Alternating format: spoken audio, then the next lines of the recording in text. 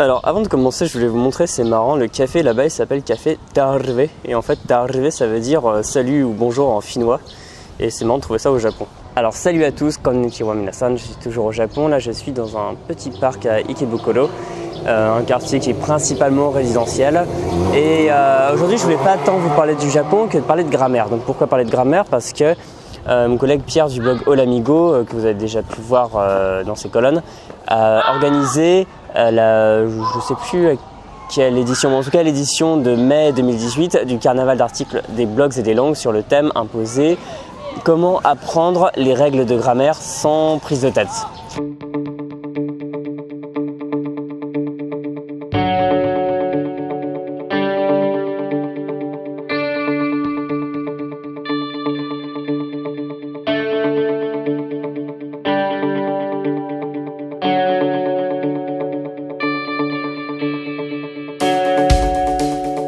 Alors, c'est une question qui est fondamentale et qui nous touche tous, quelle que soit la langue ou les langues qu'on apprend, parce qu'il faut apprendre ce qu'on appelle la grammaire. La grammaire, concrètement, c'est quoi?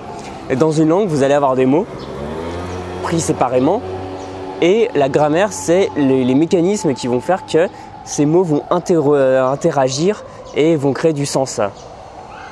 Par exemple, si vous prenez les mots le, la, chien, pizza, vous allez créer par exemple le chien, donc il va y avoir un accord, vu que c'est du masculin ça va être le, mange, donc vous allez rajouter un verbe, la pizza.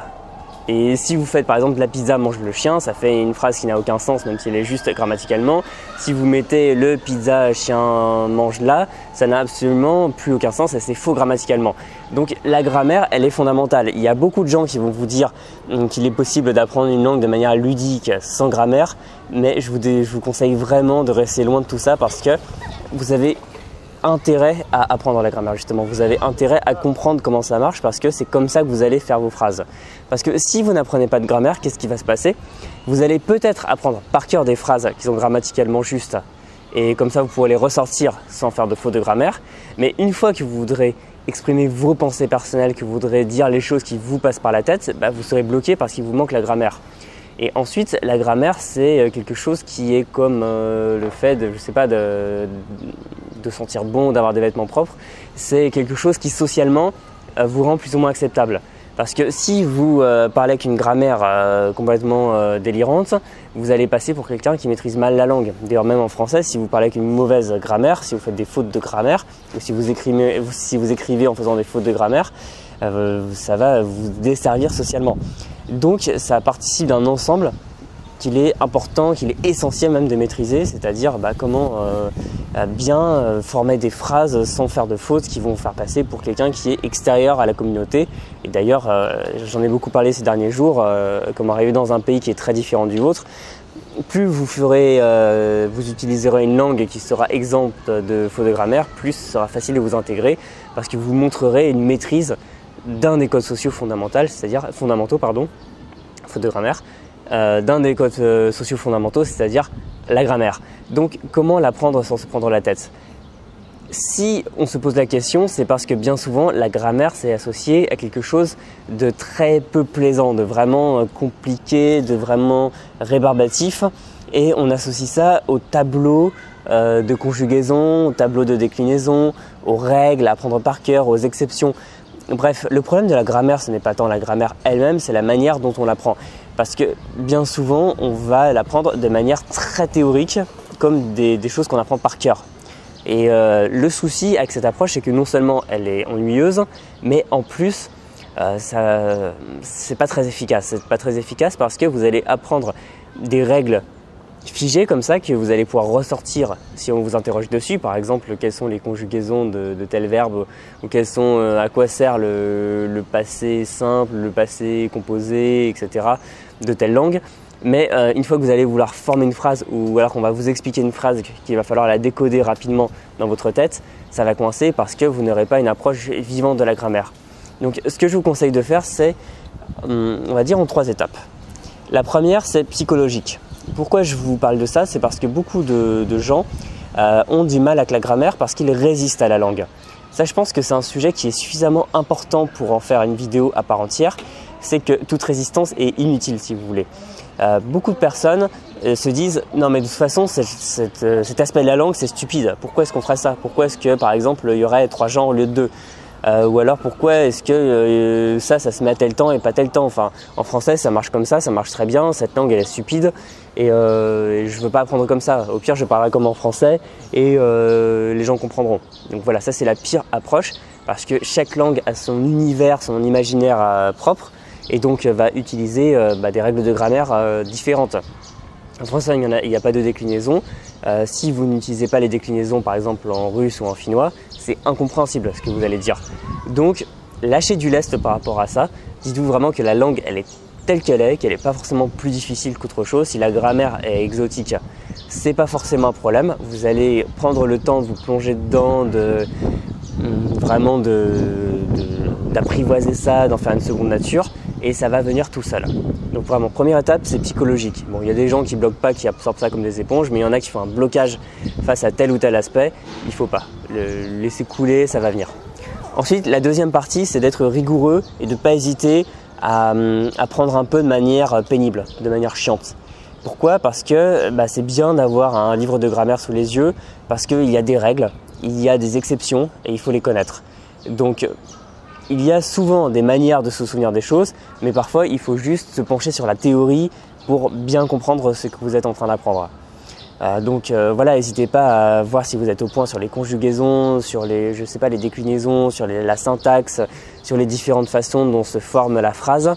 Et soyez très rigoureux là-dessus parce que vouloir tout faire sans grammaire comme ça, juste en apprenant des phrases par cœur, c'est très pratique au début pour avoir des petites phrases comme ça à ressortir à l'aéroport, au restaurant ou dans une boutique. Mais une fois que vous aurez dépassé ça, que vous voudrez exprimer vos opinions, ça va vraiment vous limiter. Donc, prenez quand même un peu le temps en vous prenant la tête si on veut avec un livre de grammaire et à demander à vous faire corriger parce que c'est essentiel.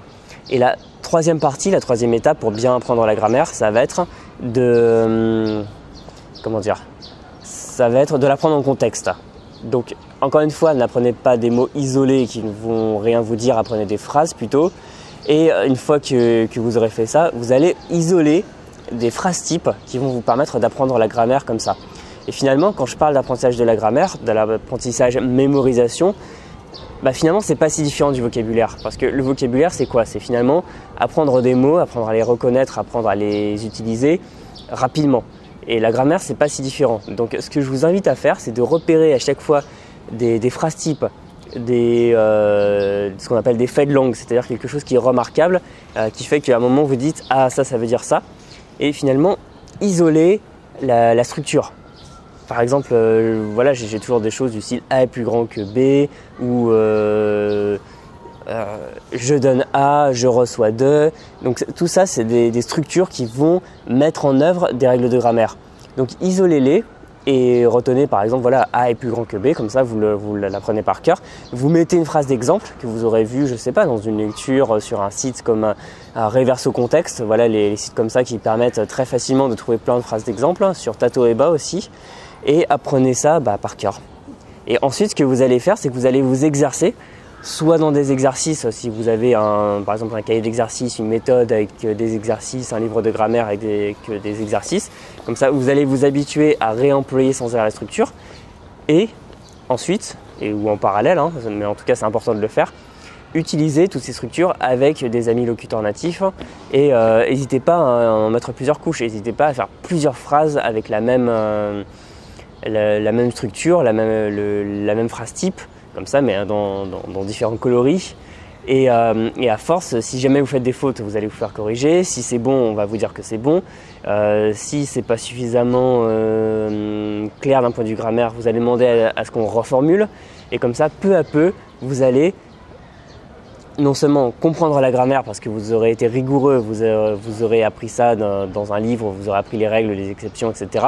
Mais en plus, ça va venir naturellement parce que vous aurez appris à utiliser la grammaire, à utiliser les structures, les formes propres à la langue dans le contexte, en action, comme ça. Donc je pense que c'est vraiment la clé pour apprendre la grammaire sans prise de tête, parce que si vous en restez simplement à la phase, apprendre des tableaux, apprendre des règles, etc., ça va rester quelque chose de très flou dans votre tête, ça va rester quelque chose de vraiment abstrait.